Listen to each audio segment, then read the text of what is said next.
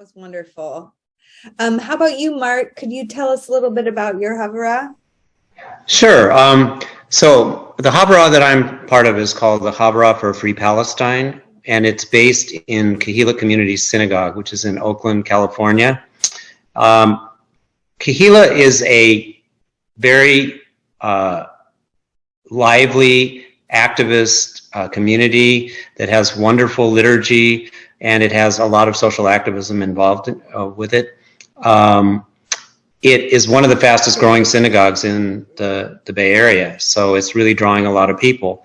Our Havurah is lucky in the sense that we have been offered a place, a home within our synagogue. And Kahila is a non-Zionist synagogue, which is not at all an anti-Zionist in terms of explicitly.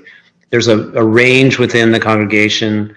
And so we felt the need to have, I know Elliot talked about primarily spiritual or liturgy or ritual. Well, ours is probably not primarily that. Ours is the other type of Havurah where we are trying to provide a home for people within the synagogue who want to be actively supporting the struggle for justice in Palestine, and we want to be moving our synagogue in that direction.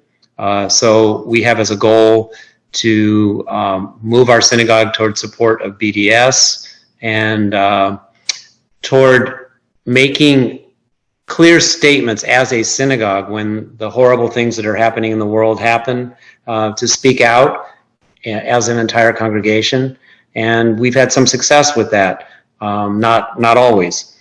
And I can go into more details later about how we function, but just real briefly, one of the things that we felt was important was to come together around a set of principles that are clearly anti-Zionist, so that we do not want to have arguments about that issue, about whether are we going to support BDS, or are we going to take leadership from our Palestinian partners? These are questions that we feel are settled, and that people who agree with that are welcome to join our Havurah.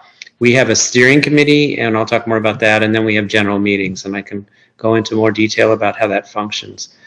Later I'll also show you the ways in which we've been able to actually have a space, for example, on the webpage of our synagogue, that we're very grateful that we're allowed that.